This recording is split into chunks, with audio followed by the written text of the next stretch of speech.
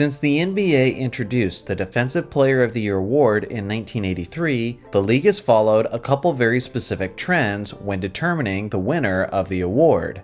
For one, the voters highly favor the center position. Since the award became a thing, a center has won the race 26 out of 41 times. The other major trend is that the league highly favors great defensive players on top-tier teams. In the league's history, 30 out of the 41 winners have played on a top 4 seeded team. And what's even crazier is that each and every one of those 41 winners were on a playoff team. So as you can see, the typical formula for determining the winner is simple, which is essentially who's the best defensive center of the top seeded teams.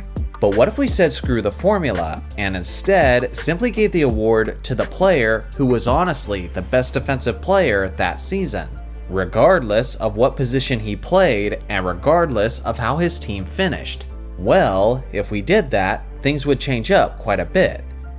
Today, the decade that we're looking at is the 1980s, and let me know in a comment if you agree or disagree with these choices.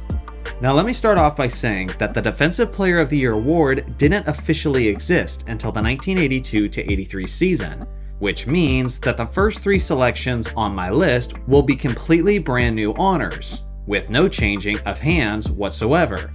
So without further ado, let's get into it.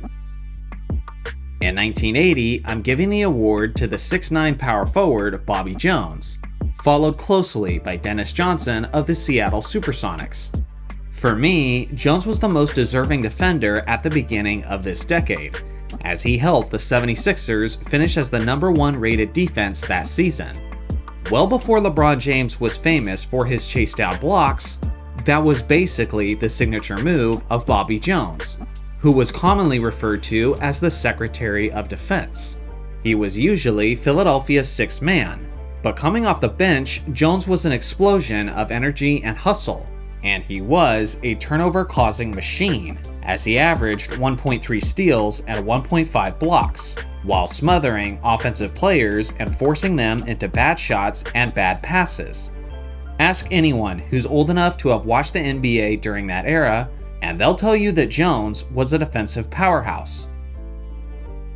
In 1981, I'm giving the award to the 6'4" combo guard Dennis Johnson, narrowly ahead of the great Bobby Jones. It was DJ's first season with the Phoenix Suns, and he immediately launched them into the #1 spot defensively. He led all players and all defense team voting, and was among the league leaders in most defensive advanced stats.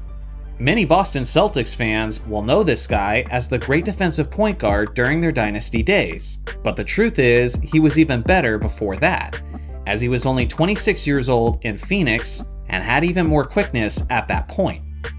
He was among the league leaders in both steals and blocks at his position, as he averaged 1.7 and 0.8 throughout the course of the season. When you look at the defensive numbers between DJ and Bobby Jones, you'll see that it was a very competitive race. But for me, Johnson was just the slightly more deserving candidate on this season specifically. In 1982, I'm giving the award to Bobby Jones once again, ahead of Sidney Moncrief and Michael Cooper. If the award had existed at this point, then Jones most likely would have won it, as he finished with the most voting points among the All-Defense Team finalists. On the year, he averaged 1.3 steals and 1.5 blocks, while bolstering some impressive advanced stats. What also helped his case was the fact that he had a longer impact on the court, since he was now moved into the role of a full-time starter. Guys like Sidney Moncrief and Michael Cooper were their usually stifling selves on the perimeter, but regardless, the Secretary of Defense was widely viewed as the best defender in the game at this point. Now for the years where the award actually existed. In 1983, Sidney Moncrief was named the first ever Defensive Player of the Year, and he's losing the award to the underrated rim protector Tree Rollins.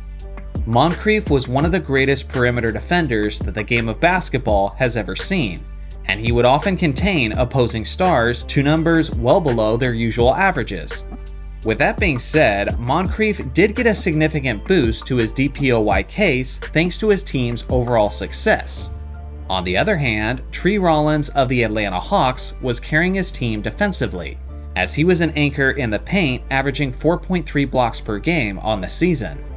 For a single season, that's actually the 10th highest blocks per game average in NBA history. Moncrief just barely finished ahead of Rollins in the DPOY voting, but again, I think that had more to do with the fact that the Bucks were division winners, while the Hawks barely made the playoffs. When you compare their overall defensive statistics side by side to one another, you'll see that there's almost no metric where Moncrief comes out on top. In 1984, Sidney Moncrief won his second straight DPOY, but on my list, he loses the award to the defensive giant Mark Eaton. As usual, Moncrief was the cream of the crop when it came to perimeter defense, as he was regularly putting the clamps on opposing star guards. He just narrowly beat out the 7'4" Utah center, finishing with 19 votes to Mark's 14. But I think most of that can be accredited to the team's overall success. And when you look at the two players head-to-head, you'll see that Mark had the edge in most defensive statistics, including the best defensive plus-minus in the entire league. Mark averaged a whopping 4.3 blocks this season, and only 26 minutes per game. Just imagine what his numbers would have looked like if he had played 36 to 40 minutes. He had a tremendous defensive IQ and communicated well with his teammates on defense. Ultimately, you can't go wrong either way, but for myself personally, I think Mark offered a tad more value than Moncrief in this specific season. In 1985, Mark Eaton won his first official DPOY, and on my list, he's keeping the award, ahead of Sidney Moncrief and Michael Cooper. To put it simply, this wasn't all that close, as Mark had one of the most terrorizing, rim-protecting campaigns that the game of basketball has ever seen.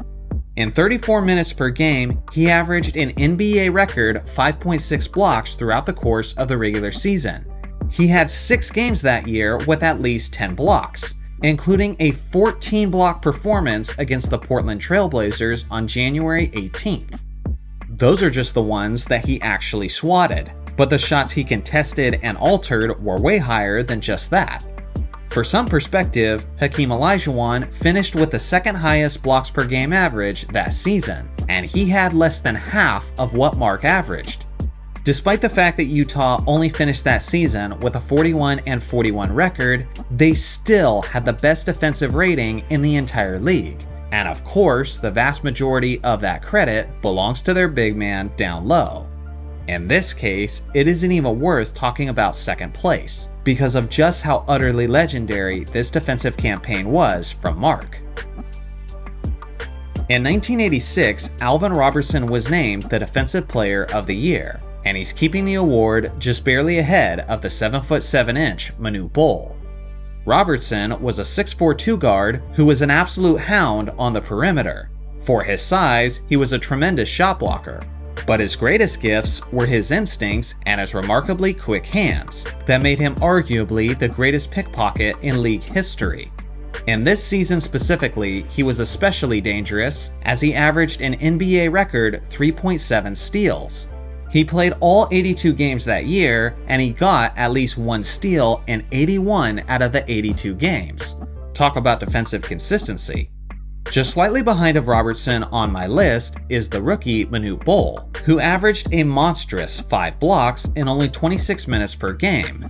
The thing is, as many shots as he blocked in the interior, he would sometimes get exploited for his lack of quickness, and sometimes relied too heavily on his length to make up for his subpar lateral speed. By the thinnest of margins, Robertson keeps the award for his all-around defensive prowess. In 1987, Michael Cooper won his only DPOY, but on my list, he loses the award to the constantly tenacious Alvin Robertson. If I'm being honest, I have no problems with the award going to Cooper, as he was arguably the greatest defensive player in Lakers franchise history. But when you boil it all down, I just think Robertson was just a bit better. Cooper won the award with 25 votes to Robertson's 16, but I think most of that was because the voters were blinded by the aspect of team success, as the Lakers had the best record in the league, winning 65 games, while the Spurs didn't even make the playoffs as they won only 28 games. When you look at it on an individual level and do a side-by-side comparison, you'll see that Robertson crushed Cooper by basically every defensive metric.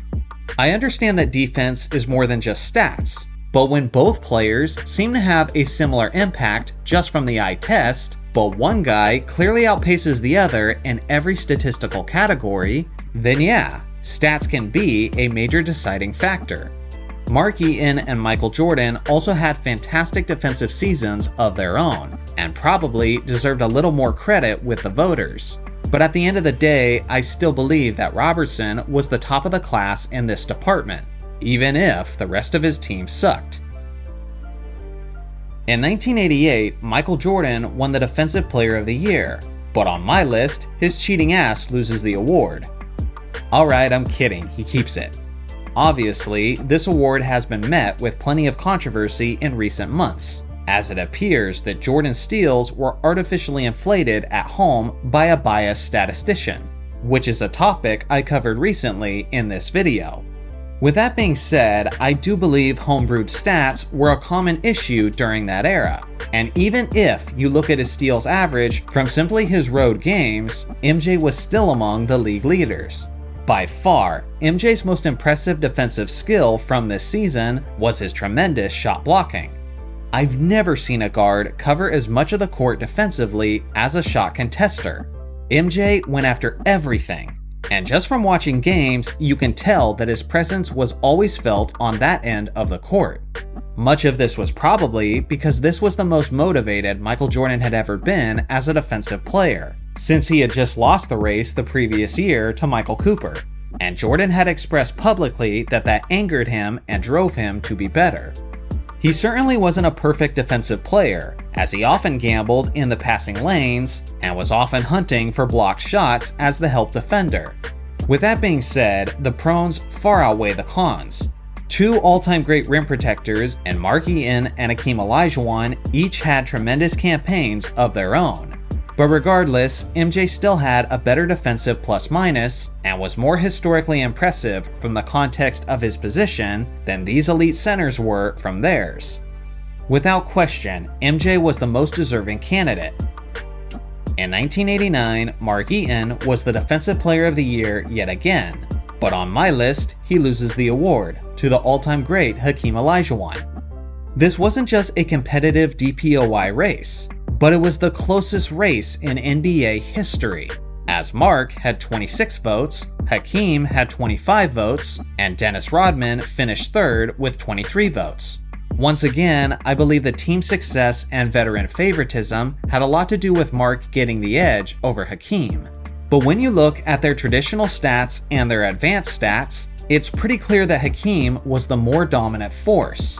To go along with Olajuwon's monstrous average of 3.4 blocks, he also averaged an utterly goofy 2.6 steals, which is easily the highest steals per game average by a center in NBA history, and it ranked him 6th overall that season, well ahead of all-time great pickpockets like Scottie Pippen and Maurice Cheeks. Sure, many other candidates did some things well, but the Dream did everything well defensively, while breaking records along the way. So what do you guys think? How do your choices differ from mine? I look forward to hearing your thoughts in the comment section below. Thanks for watching as always, make sure to like and subscribe for more basketball content, and I'll see you guys in the next video.